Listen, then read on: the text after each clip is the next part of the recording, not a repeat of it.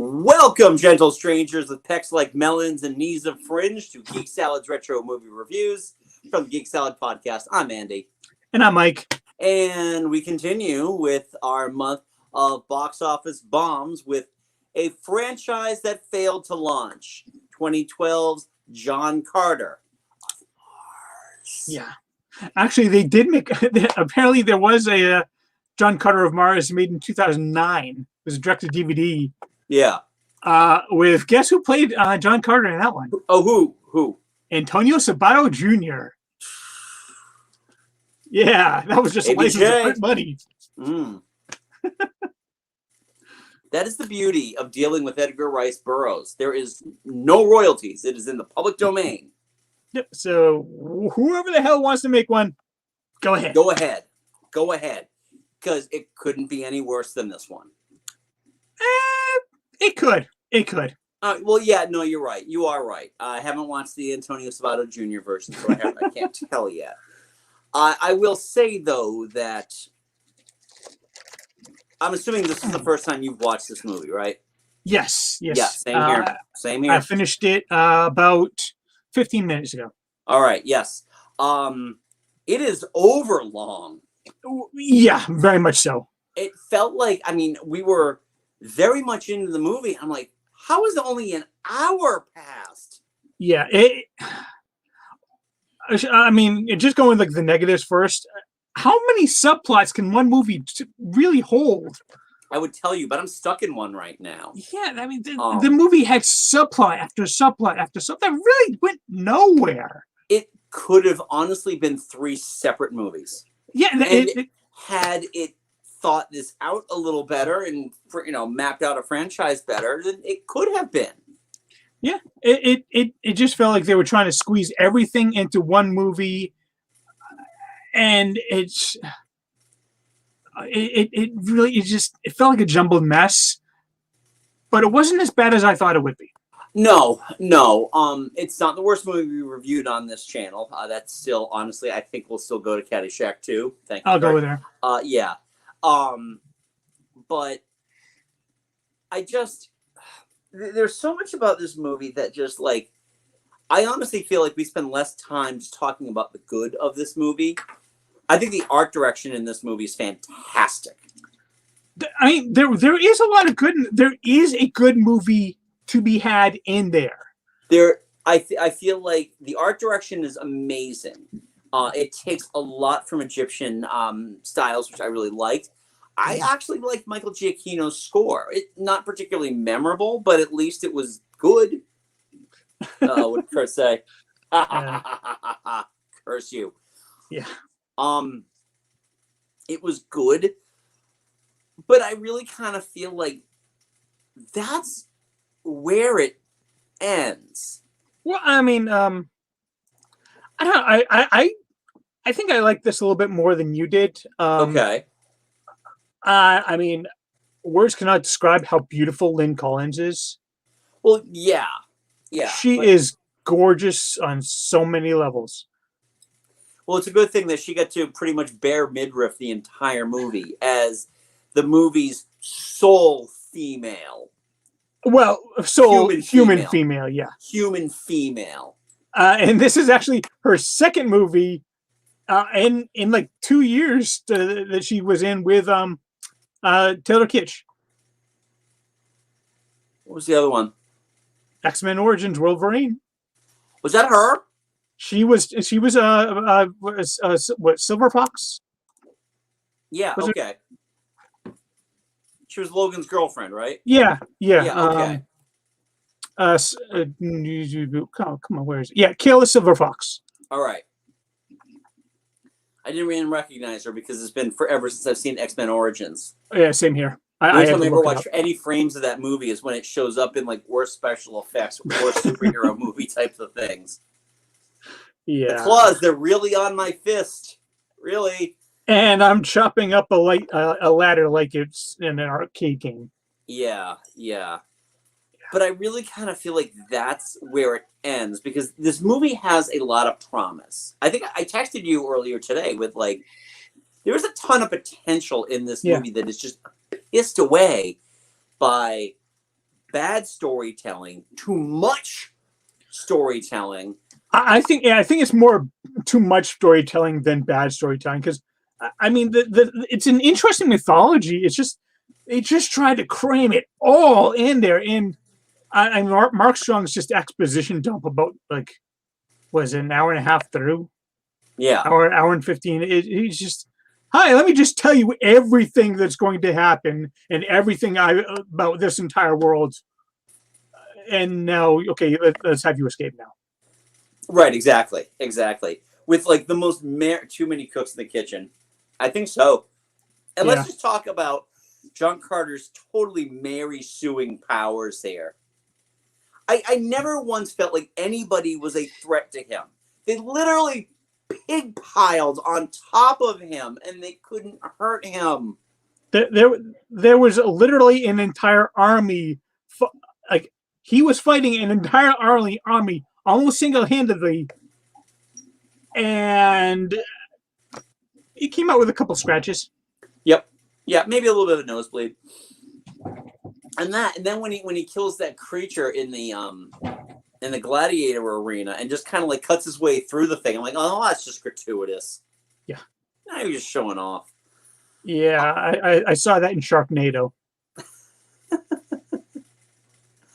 A lot of what first of all, the characterization of most of the characters who weren't John Carter, there was a lot of good actors totally wasted in this movie. Mark Purefoy and Kieran Hines are really wasted in this movie.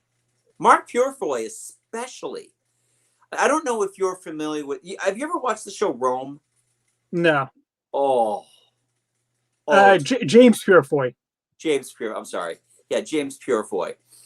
Rome is such a delight. 2 seasons of HBO at its finest.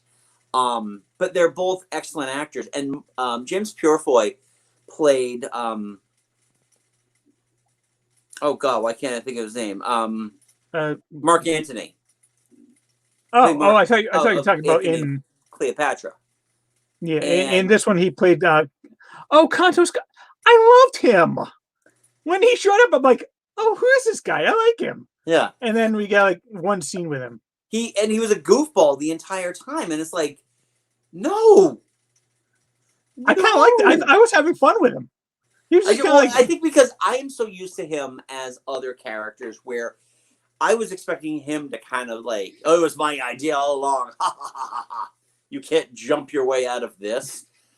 Oh, but okay, but he can. So silly. I really liked his character. His character is actually one of my favorites. Okay. Kieran Hines, again, was wasted. Rome is on my watch list. John Milius, who did Conan the Barbarian and created it. Yes. For historical fiction, it's excellent. It really, it's on HBO Max, Mike. It's worth it. It really is worth it. Kurt, you too. Go watch it. Let me know what you think. There's actually a lot of actors from Rome in this movie. There are a lot of surprising actors in this one, actually. Kieran Hines, Polly Walker, was also in Rome. But yeah, like I saw like Willem Dafoe, Samantha Morton. Yeah, who were they? First of all, this movie had so many characters, I couldn't remember other characters' names. If it wasn't John Carter, nobody couldn't remember anybody's names. Yeah. But no, Willem Dafoe was Tarkus. Sorry. Okay. The only way I know this is because I got the cast list right here. Yeah. But yeah. Thomas Hayden Church was the evil Thark. Sure he was. The one that John Carter just summarily beheads because exactly. Oh, thanks, no threat. Yeah. Nobody in this movie was a threat to him. Nope. Even is it Dominic Cooper? Because I always confuse him with the other dude who's younger. This is Dominic West. Dominic West. That's right. Dominic Cooper was young Howard Stark, right? Right. Yes. Dominic West is the older one who played Jigsaw in the really good Punisher movie. Oh yes, yes, and he played Sab Than, the evil guy, but not Right. really, not the major evil guy, just the evil guy who gets killed by the bigger evil guy. Right, exactly. The evil guy with the world-ending gun. Yeah. And then let's talk a little bit about Taylor Kitsch. I do not get why the first half of the last decade was spent trying to make him a star. Yeah.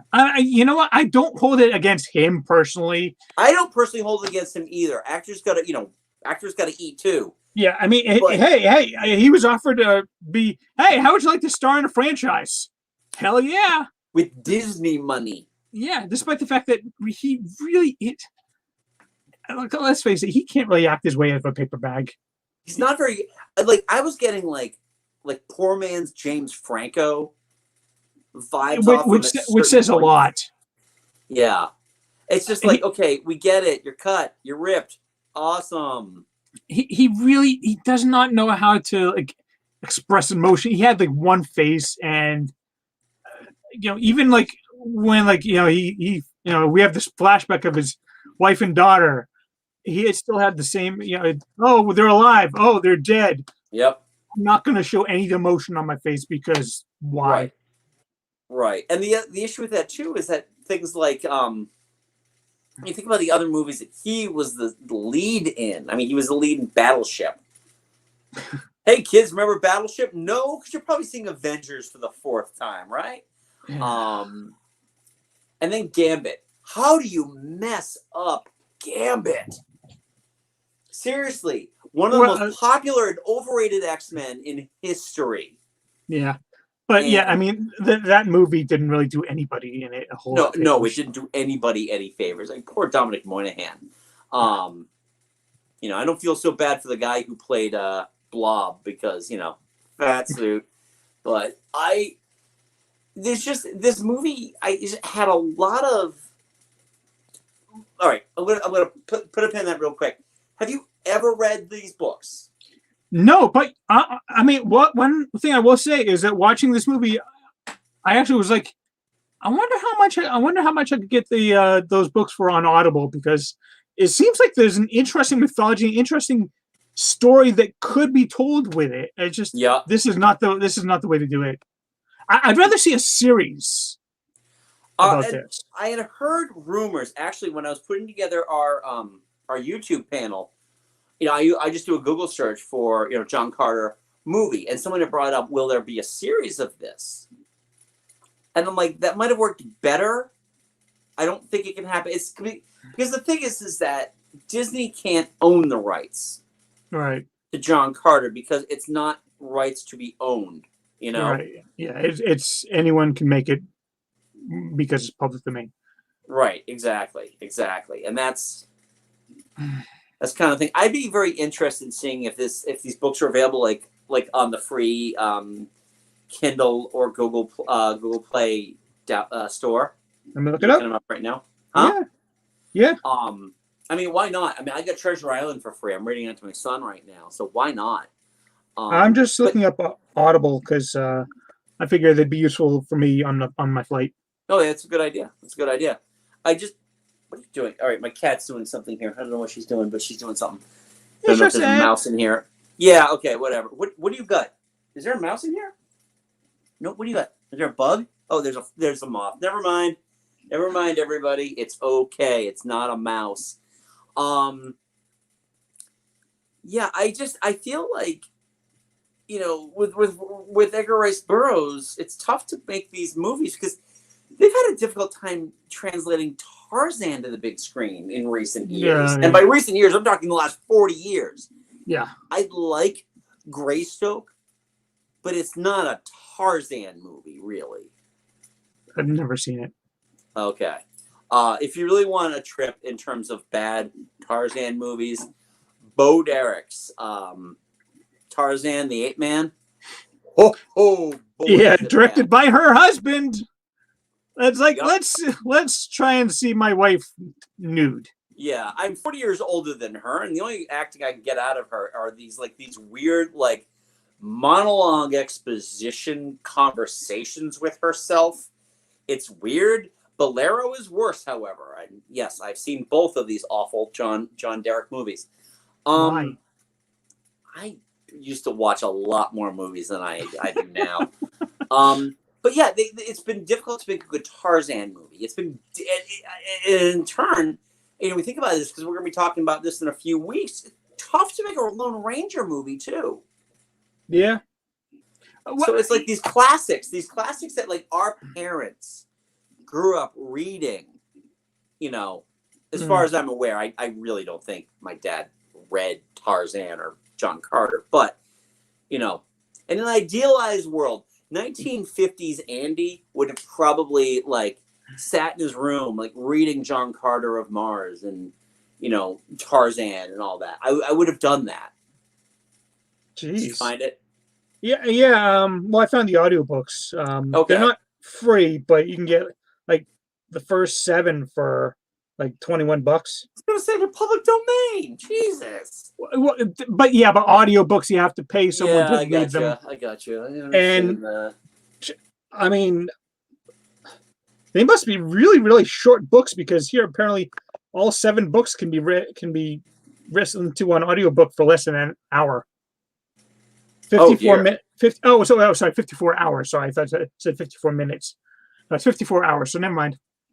I retract my previous statement. Yeah, I don't know. There's just something about this movie that, like, first of all, I had a hard time believing that Andrew Stanton, who directed Finding Nemo and Wall-E, he was in charge of this one, and he never did another live. I don't believe he did another live action movie after this. No. Well, I mean, Brad Bird had 2 live action movies. 2, yeah. The first one was Ghost Protocol, right? Then the second was Tomorrowland, right? Yeah, Ghost Protocol. Tomorrowland, another infamous Disney bomb. I enjoyed most of Tomorrowland. Right. Well, I'm not saying whether or not you enjoyed it. I'm just saying it financially it did horribly. Yeah, it just horrifically. It's just that last act that just fell apart. Yeah. I'm looking this up for Google Books because this is the type of good video that we want to demonstrate. I got it here. All right. All books 1 through 11, not free, but 99 cents. Okay. $1 for 11 books. That's not too bad. Yeah, I'm not seeing anything here, and I'm not going to waste everybody else's time while I look these things up. I don't know. This was a tough one to get through. The length, the 2-hour, 14-minute runtime. Yeah. Really, it's like, how much longer is this? Yeah. How much longer? Take your time, guys. It's just me. I can go to the bathroom. I'll be right back. No, I mean there were good elements to it. It's just they say that it was primarily just adapted from the first book, but honestly, it just felt like it was adapted from all books. And what saves this movie from being an outright disaster is the fact that it's got Disney money behind it, and you can tell it's got Disney money behind it. However, their visual effects team did not get that memo. I thought the aliens looked kind of janky, and anytime anything taller than John Carter picked him up, it's almost like you could see the rig and where they had just kind of like removed it from the image. It looked weird. There wasn't any time when he is up in the air that looked real at all. I think that one is especially noticeable at the beginning when he's just learning to jump and all that. Yeah. I was like, okay, yeah, he's got the cables on him right there. I get it. Yeah. It's you know what? But another thing I really, really liked, that dog creature. The dog creature was cute. Yeah, he's a fun little thing. Yeah. It was just, it was a nice distraction. But again, the dog creature whose name you can't remember because no one can remember anything about It's this. like Wooler or Waller or something like that. It begins with a Yeah. W. I don't know. So I don't know how much more of this I can talk about because it was there. I understand. There are some people I know who love this movie. M from Verbal Diorama loves this movie. I mean, like I said, I like it more than you did. Yeah. Bryan Cranston was in this movie briefly. Yeah, for really a blink and you miss him type of role. And apparently Andrew Schwimmer was in this movie. Andrew Schwimmer? Andrew Schwimmer. From Friends? You mean David Schwimmer? Oh, yeah. I don't know. So it's not the same Schwimmer? I never watched. No, it was David Schwimmer. I've never watched Friends, really? So I don't What the hell really was know. he in this movie? Apparently he was one of the Tharks. Sure he was. I couldn't tell any of their voices. They were so distinctive that I couldn't tell the actor that they paid lots of money to. Yeah, David Schwimmer was a Thark who informs Tars Tarkas that 18 of the Thark eggs didn't hatch. Him. Jon Favreau was a Thark who collects the bets on any conflict. So that one that went up to the evil Thark said, "You lost the bet. You got to pay me," and he just pushed him away. That was Jon Favreau. Okay. They're really banking on those celebrity voices, weren't they got so many cameo voices on there. And all right, who's on the lot today? Well, yeah, I mean, this was filmed in 2012, so yeah, Jon Favreau was around, probably doing Iron Man 2 at this point. Yeah. Well, no, Iron Man 2 was 2000. No, it was 2012. So Jon Favreau was essentially done with. He was filming Iron Man 3. Oh yeah. Even though he didn't direct it, he was still in Iron Man 3, and at this point, they were now owned by Disney. Yeah, but what about Jungle Book? When did Jungle Book come out? 2016. Really? That late? Wow. Yeah, if he was working on anything at this point, it would have been Cowboys and Aliens. Oh. So that wasn't a good year for him. No, it was not. I don't know. I can understand why some people like this movie. It's just this is part of a string of live action Disney failures before they unfortunately went to that one too many times well of doing the live action remakes. Yeah, because you had this. You had Lone Ranger. This with the Lone Ranger the following year, and then I think the year after that was Tomorrowland. Was it 2010? 2000. No, this is 2012. 2012. I keep 2013. I keep thinking this is 2009. I keep thinking it's 2011. Honestly, I thought this movie was 10 years old, but it's not. Yeah. This. I'm kind of surprised that this was under that this one was done under Bob Iger's reign, because this one kind of screamed like Michael Eisner trying something. Yeah, absolutely. And it could have just been one of these things that was on the Eisner books for years and years and years before they finally decided to do something about it. Yeah, might have been, but Eisner was out at 2006. Right. So, well, if you think about it, the majority of the movies that were coming out that weren't, because this was the same year the Avengers was released. Superhero movies weren't the freaking superhero movies that we think of today. And if you go back and you think about what was a huge hit that would have put this into the Hollywood bloodstream, it was Avatar. Everybody needed their high concept sci-fi movie at this point. Yeah, fair enough. So, yep. And this was, the rights came cheap. Well, the rights came at nothing. They just had to write a story around it and hire, $100 million worth of people and things to do things. Yeah, this is just. I mean, the screenplay: Andrew Stanton, Mark Andrews, and Michael Chabon. So, I mean, there is so much pedigree in this one. Yeah, I agree. So it's like all the pieces should have worked. I think this one was honestly it deserved to have done better than it did. I mean, because I did think it was all right. Yeah. I think it was the marketing completely crumbled on this one. I really do. Yeah, and I remember that was the biggest issue. And one of the things that they kind of point the finger of blame at is that the marketing for this movie was pretty much non-existent and confusing. A lot of that might have had to do with the fact that they did change titles very late in the process. That's another problem. It's like, why call it John Carter? It's such a generic name. There's a reasoning behind it, which you can find on M's episode on John Carter. But we're gonna have to watch that one, listen to that one now that I've seen the movie. It was like from 2 years ago. It was one of our first episodes, but it's there was some kind of reason behind it, but it makes no sense. Oh, you know what it might have been?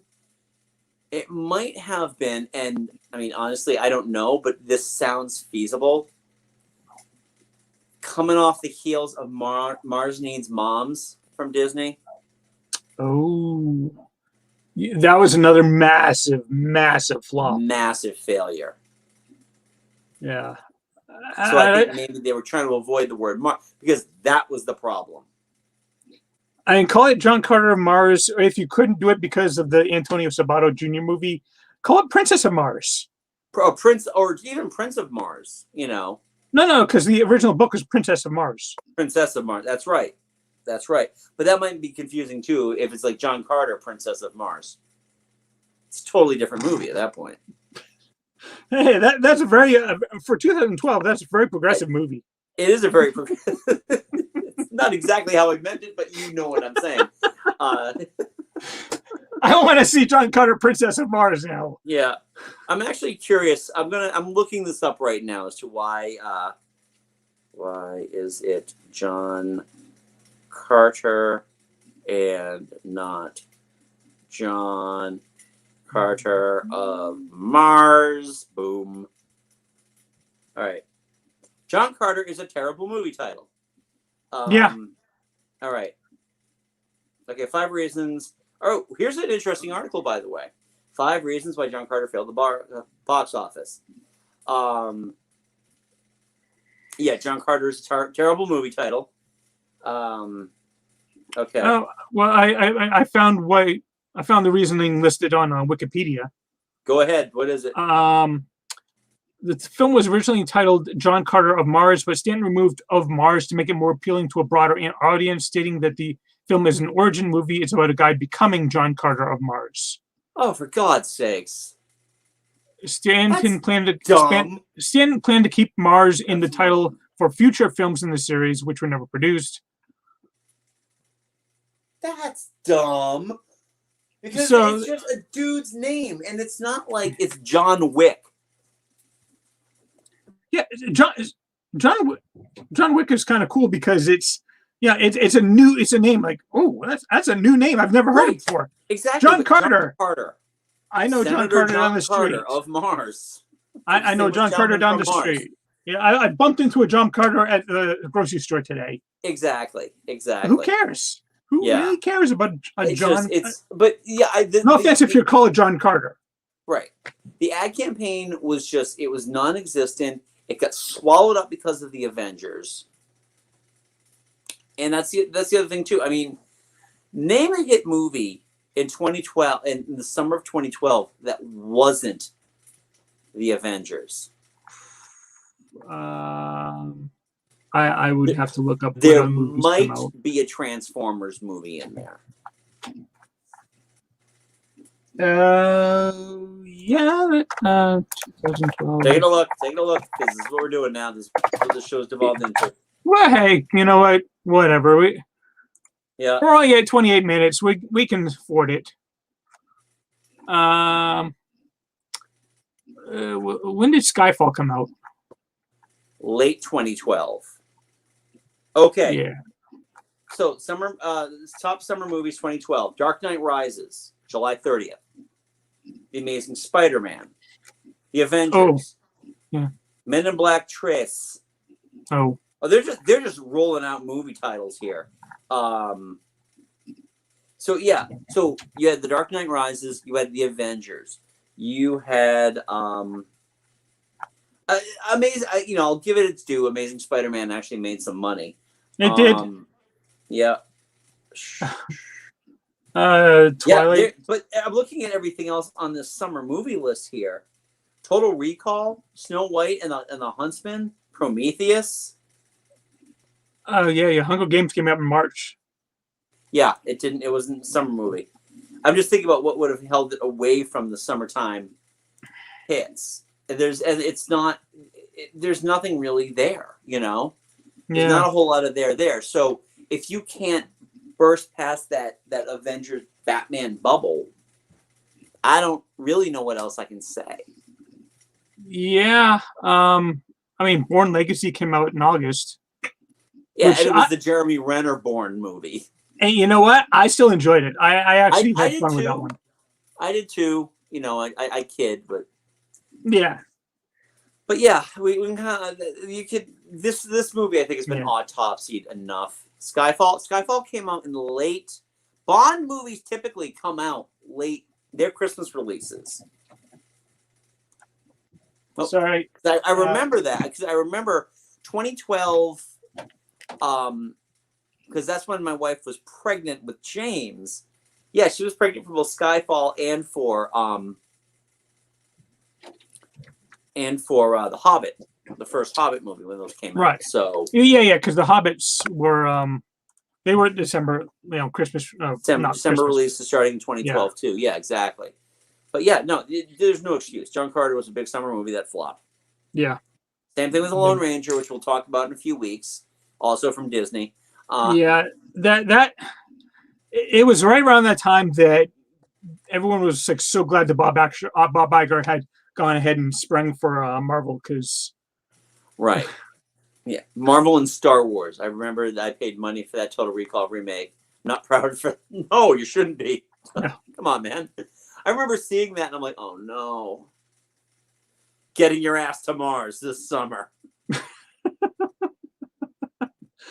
But yeah, I mean, Marvel consider this a divorce this summer. As of 2012, Marvel was single-handedly the only thing supporting the Disney box office. Yeah, because even Star Wars wasn't until 2015. Right. So yeah. Say what you will about the Avengers, but it's the only reason why we still have Disney today. Because if they had too many box office flops like that, I don't know how well. And it made sense for them to just lean into the IP so they could get their hands on, and it works. Quite honestly, it's worked better than anything anyone would have imagined. And audience-wise, say what you will about Star Wars. I know where Mike and I stand on the Disney Star Wars movies, and I love them. So yeah. So that is John Carter. What are your thoughts about it? Leave a polite comment below. If you're new to Geek Salad, give us a subscribe, please, because we always love those. Also, give us a thumbs up and share the video, too, with your friends, because that's what we do. Mike and I host a little podcast called Geek Salad, which you can get wherever. Yes, buy our merch, TeePublic. Where you can get wherever you get your podcast from. Yes. You can also get the audio streams as long as they're not copyright nicked here on YouTube as well. We are pretty much going to be on a bit of a hiatus, I think, till the end of the month, and even then a little bit. Yeah.